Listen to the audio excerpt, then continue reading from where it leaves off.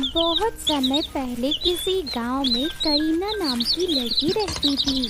फिर एक दिन करीना रोहिणी नाम की लड़की के बर्थडे पार्टी में जाती है। रोहिणी बहुत अमीर थी। पार्टी में उसके बहुत सारी अमीर सहेलियां आई हुई थी।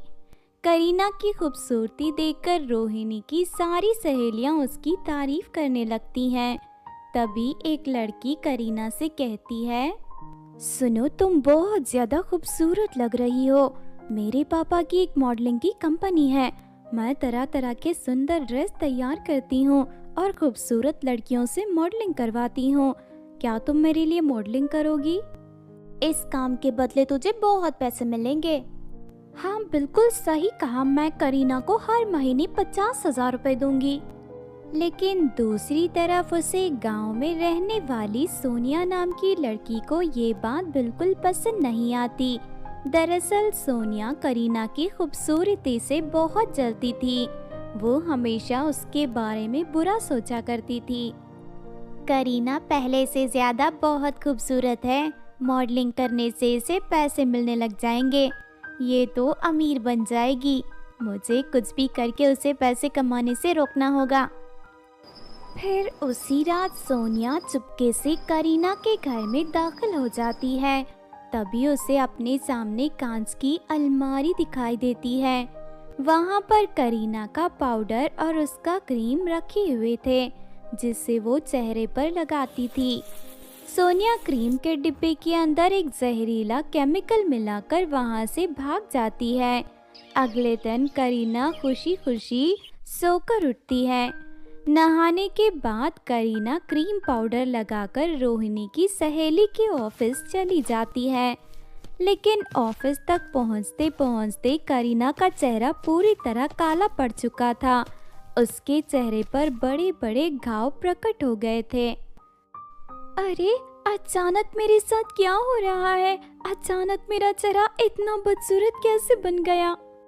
तभी वहाँ रोहिणी की सहेली आ जाती है। अरे, तुम कौन हो और मेरी ऑफिस में क्या कर रही हो? तुम तो बहुत ज्यादा डरावनी हो। चलो भागो यहाँ से। मेरा नाम करीना है। कल तुमने मुझे अपने ऑफिस में आने के लिए कहा था ना, इसलिए मैं आई हूँ।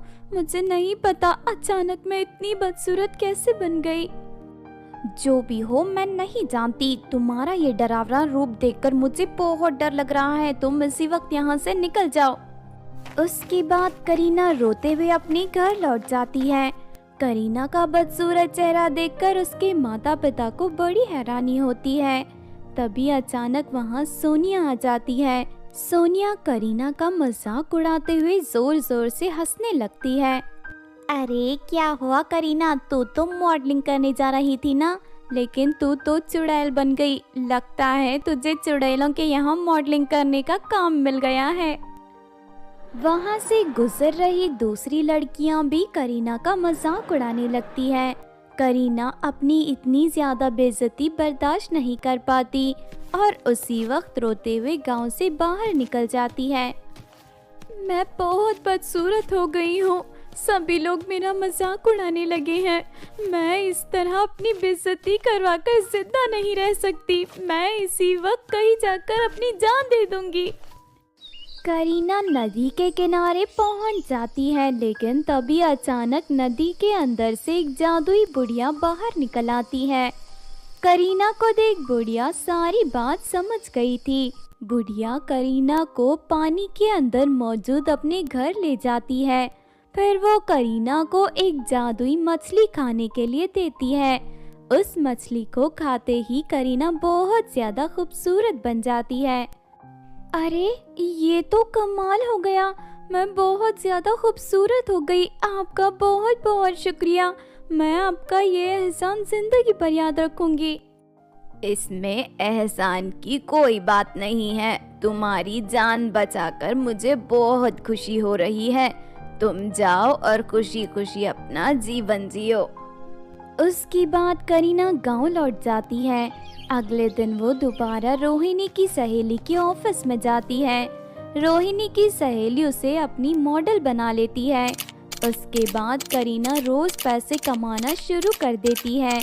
फिर एक दिन राहुल नाम के अमीर लड़के की नज़र करीना पर पड़ती है। राहुल उस पर फिदा हो जाता है और उसे अपनी पत्नी बनाने का फैसला कर लेता है। उसके बाद राहुल अपने माता पिता को लेकर घर पहुंच जाता है। करीना का हाथ मांगने लगता है। राहुल अमीर होने के साथ साथ बहुत सुंदर नौजवान था। राहुल को देखते ही करीना भी उसे पसंद करने लगती है। फिर दोनों के घर वाले बात करके शादी का दिन तय कर देते हैं। मुझे तो डर था कि कहीं तुझे भी मेरी तरह जिंदगी भर गरीबी का मुंह ना देखना पड़े, लेकिन मैं बहुत खुश हूँ। तू शादी करके बहुत अच्छे घर में जाने वाली है और तुझे जिंदगी में कभी कोई तकलीफ नहीं होगी। अगले दिन सोनिया शहर से गांव वापस आती है। दरअसल वो कुछ दिनों के लिए किसी काम से शहर गई हुई थी। सोनिया की नज़र जैसे ही करीना पर पड़ती है तो उसकी खूबसूरती देखकर वो हैरान रह जाती है। ये तो फिर से खूबसूरत हो गई, आखिर ये कैसे हो सकता है? लेकिन तभी एक लड़की सोनिया को राहुल और करीना की शादी के बारे में बता देती है। राहुल बहुत बड़ी बिजनेसमैन का बेटा था। उसके पिता का नाम हर कोई जानता था। नहीं नहीं, चाहे कुछ भी हो जाए, मैं करीना की शादी उस घर में नहीं होने दूंगी। उसके बाद सोनिया पश्चिम दिशा के जंगल में रहने वाली एक बड़े जादूगर के पास जाती है। फिर वो जादूगर को बहुत सारे पैसे देकर उसे जादुई छड़ी खरीद लेती है। 2 दिन बाद करीना की शादी का दिन आ जाता है। उसी दिन नदी में रहने वाली जादुई बुढ़िया करीना से मिलने आती है। वो करीना को आशीर्वाद के साथ साथ जादुई मेकअप का बॉक्स और जादुई लहंगा देती है। शाम को करीना अपने चेहरे पर जादुई मेकअप लगाती है और लहंगा पहन लेती है। दूसरी तरफ सोनिया जादुई छड़ी घुमाकर वहां चारों तरफ बारिश शुरू कर देती है। देखते ही देखते चारों तरफ मूसलाधार बारिश शुरू हो जाती है। धीरे धीरे सारा मंडप पानी में बह जाता है। सभी लोग अपनी जान बचाने के लिए इधर उधर भागने लगते हैं। ये सब देख करीना रोने लगती है। मेरे होते हुए तुम्हें दुखी होने की जरूरत नहीं है करीना, मैं अभी अपनी जादुई शक्ति से सब कुछ ठीक कर दूंगा। उसके बाद लहंगा अपनी शक्ति से वहां पर एक जादुई सूरज प्रकट कर देता है। देखते ही देखते सारा पानी अपने आप सूख जाता है। उसके बाद लहंगे के इशारे पर जादुई मेकअप बॉक्स के अंदर से एक बड़ा ब्रश बाहर आता है और डंडे का रूप धारण कर लेता है। फिर डंडा सोनिया की खूब पिटाई करता है।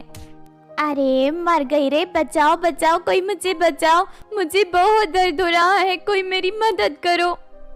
जादुई डंडा सोनिया के सर पर जोरदार वार करता है और सोनिया का शरीर एक बौनी लड़की के रूप में बदल जाता है। दूसरों को तकलीफ देने वाली बुरी लड़की, इससे पहले कि मैं तुझे जान से मार दूं, भाग जा यहाँ से। उसके बाद सोनिया रोते हुए वहाँ से भाग जाती है। फिर लहंगा अपनी शक्ति से चारों तरफ सुंदर मंडप सजा देता है। उसके बाद करीना और राहुल की बड़ी धूमधाम से शादी हो जाती है। इस तरह सब कुछ ठीक हो जाता है और करीना अपने ससुराल जाकर हंसी खुशी रहने लगती है। बहुत समय पहले किसी गांव में नीलम नाम की एक औरत अपनी 5 बेटियों के साथ रहती थी। एक अमीर घमंडी औरत के यहाँ नौकरानी का काम करती थी। मालकिन, 8 बज गए हैं, मेरे घर जाने का समय हो गया है, मैं चलती हूँ। अरे कहाँ जा रही है? मेरी सहेली के घर पर बर्थडे पार्टी है, चल मेरे साथ, वहाँ तुझे थोड़ा काम करना होगा। उसके बाद मालकिन नीलम को अपनी सहेली के बर्थडे पार्टी में ले जाती है। सुन, यहाँ पर झूठे प्लेट उठाना और साफ सफाई करना, ध्यान रखना कोई गलती ना होनी चाहिए। उसके बाद नीलम मेहमानों के झूठे प्लेट उठाना शुरू कर देती है। साफ सफाई करते करते रात के 2 बज जाते हैं। तभी नीलम अपनी मालकिन और उसकी सहेली की बातें सुन लेती है। देख, मैं अपनी नौकरानी को यहाँ काम करवाने लेकर आई थी। मैंने तुझे पहले ही कहा था ना कि मैं पूरे 6,000 रुपये लूँगी, लेकिन तू तो मुझे सिर्फ 4,000 रुपये दे रही है। मुझे नहीं पता, मुझे पूरे पैसे चाहिए। अच्छा ठीक है, 6,000 रुपये ही दूंगी। उसके बाद मालकिन पैसे लेकर घर चली जाती है। ये सब देख नीलम को बहुत दुख होता है। मेरी मालकिन तो बहुत लालची है, सारी मेहनत मैंने की और पैसे लेकर वो चली गई। गरीबों की मजबूरी का हर कोई इस तरह से ही फायदा उठाता है।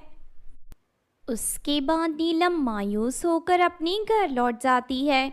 इस तरह नीलम की मालकिन हमेशा उसके साथ धोखेबाजी किया करती थी। फिर एक दिन, नीलम आज मुझे नारियल पानी पीना है, तू पेड़ पर चढ़कर मेरे लिए एक अच्छा सा नारियल तोड़ ले। लेकिन मालकिन मुझे पेड़ पर चढ़ना नहीं आता। अच्छा तो तू क्या चाहती है कि मैं बाहर से कोई मजदूर बुलवाऊं? मजदूर के पैसे कौन देगा? चल चुपचाप पेड़ पर चढ़ और नारियल तोड़। मैं तुझे मुफ्त में तनख्वाह नहीं देती हूँ, तुझे मेरी हर बात माननी होगी। उसके बाद मालकिन नीलम को पेड़ पर चढ़ने के लिए मजबूर कर देती है। बेचारी नीलम किसी तरह पेड़ पर चढ़ना शुरू कर देती है, लेकिन आधे रास्ते पहुंचते ही उसका संतुलन बिगड़ जाता है और मुंह नीचे जमीन पर गिर जाती है। हाय मर गई रे, मेरी हड्डी फसली टूट गई, कोई बचाओ मुझे, कोई मेरी मदद करो। सत्यानाश हो तेरा, तुझसे तो एक नारियल भी नहीं तोड़ा गया। मालकिन लगता है मेरी हड्डियां टूट गई हैं, मुझे फौरन अस्पताल ले चलिए, मुझे बहुत दर्द हो रहा है। हाँ हाँ, तेरी माँ मेरे पास ढेर सारा खजाना छोड़ गई थी ना, जो मैं तुझे अस्पताल ले जाकर तेरा इलाज करवाऊं। मैं तुझे कहीं नहीं लेकर जाने वाली। उसके बाद मालकिन नीलम की बेटियों को अपने घर बुला लेती है। अपनी माँ की बुरी हालत देख पांचों बहनें उसे फौरन पास के अस्पताल में ले जाती हैं। देखो, मैं जानता हूँ तुम सब गरीब हो, इसीलिए मैं अपनी फीस नहीं लूँगा, लेकिन दवाइयों का खर्चा बहुत होगा, क्या तुम सब खर्च उठा पाओगी? उसके बाद डॉक्टर उन्हें एक बड़ी रकम लाने के लिए कहता है। डॉक्टर अंकल, हमारे पास तो फूटी कौड़ी भी नहीं है। देखो, बिना पैसों के अस्पताल में इलाज नहीं हो सकता, मुझे माफ कर दो, तुम सब अपनी माँ को लेकर यहाँ से चली जाओ, अगर हमारे साहब ने देख लिया तो वो नाराज हो जाएंगे। उसके बाद सभी बहनें नीलम को उठाकर वहां से जाने लगती हैं। वो घमंडी मालकिन बहुत ही ज्यादा बुरी है, उसका काम करते समय हमारी माँ की ये हालत हुई है, उसे हमारी माँ का इलाज करवाना चाहिए। वो औरत एक नंबर की कंजूस और धोखेबाज है, उसका कभी भला नहीं होगा। पांचों बहनें अपनी माँ को लेकर जैसे ही अपने घर पहुँचती है कि तभी वहाँ मालकिन आ जाती है। ठहर जाओ, तुम सब घर के अंदर नहीं जा सकते, तुम्हारी माँ की हड्डी फसली टूट गई है, अब ये काम करने के लायक नहीं बची, इसीलिए मैं अब अपना घर तुम्हें नहीं दूंगी, तुम इसे लेकर कहीं और चली जाओ। मालकिन की ये बातें सुनकर पांचों बहनों को बहुत गुस्सा आता है। वो सभी अपनी हालतों से मजबूर थी। फिर पांचों बहनें अपनी माँ को लेकर पास वाले जंगल में चली जाती हैं। तभी अचानक उन्हें वहाँ पर अनामिका नाम की एक लड़की मिलती है। नीलम की बुरी हालत देखकर अनामिका को बहुत दुख होता है। फिर पांचों बहनें अनामिका को सारी हालत के बारे में बता देती हैं। सुनो, इस जंगल में खास तरह की जादुई मेहंदी का पेड़ है, यहाँ मेहंदी तोड़ने आई थी मैं।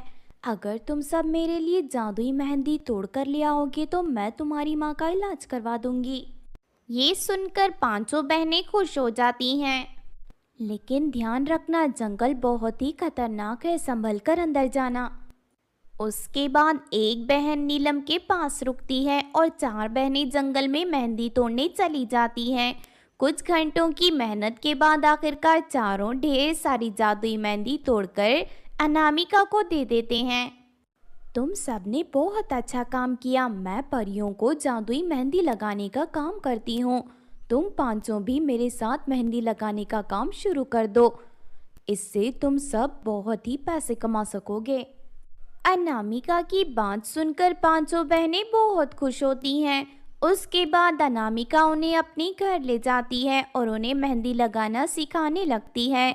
दूसरी तरफ अनामिका नीलम का इलाज भी करवा रही थी। कुछ दिनों में पांचों बहनें मेहंदी लगाना सीख जाती हैं। उसके बाद वो पांचों परियों के इलाके में जाकर परियों को मेहंदी लगाना शुरू कर देती हैं। पांचों बहनें बहुत मेहनत करके अलग अलग प्रकार के डिज़ाइन बनाया करती थी, जिससे परियां बहुत खुश होती थीं। फिर एक दिन पांचों बहनों को रानी परी के महल में जाने का मौका मिलता है। वो पांचों रानी परी के साथ साथ उसकी बेटियों के हाथों में भी खूब सुंदर मेहंदी लगाती हैं। रानी परी पांचों बहनों की कला से बहुत प्रभावित होती है और बदले में उन्हें ब्लूबेरी से बने एक सुंदर सा घर और साथ साथ जादुई 5 लहंगे भी देती है। इस ब्लूबेरी घर के अंदर तुम्हें कभी किसी चीज की कमी नहीं होगी। ये तुम्हारी हर इच्छा पूरी करेगा और ये सभी लहंगे तुम पांचों को हर मुसीबत से बचाएंगे। उसके बाद पांचों बहनें अपनी माँ के साथ ब्लूबेरी घर में रहने लगती हैं।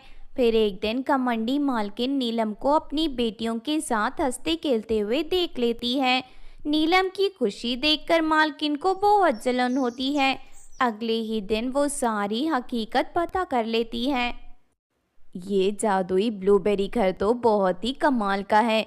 ये हर मनपसंद चीज़ आसानी से प्रकट कर देता है। मुझे इस घर को हासिल करना ही होगा। फिर अगले दिन मालकिन अपनी पति और अपनी बेटियों के साथ ब्लूबेरी घर के पास पहुंच जाती हैं। उसके बाद में सभी नीलम और उसकी बेटियों को डंडे से मारना शुरू कर देते हैं। लेकिन तभी अचानक पांचों जादुई लहंगे के अंदर से ढेर सारी बिजली बाहर निकलकर मालकिन और उसके परिवार के ऊपर गिरने लगती है। हाय, मर गई रे, बचाओ बचाओ, कोई मुझे बचाओ, कोई मेरी मदद करो। अगर तुम सबको अपनी जान प्यारी है तो भाग जाओ यहाँ से, वरना तुम में से कोई नहीं बचेगा। उसके बाद वो सभी डर के मारे वहाँ से भाग जाते हैं। उस दिन के बाद से मालकिन दोबारा कभी नीलम और उसकी बेटियों को परेशान करने की हिम्मत नहीं करती। इस तरह सब कुछ ठीक हो जाता है और नीलम अपनी बेटियों के साथ ब्लूबेरी घर में हंसी खुशी रहने लगती है।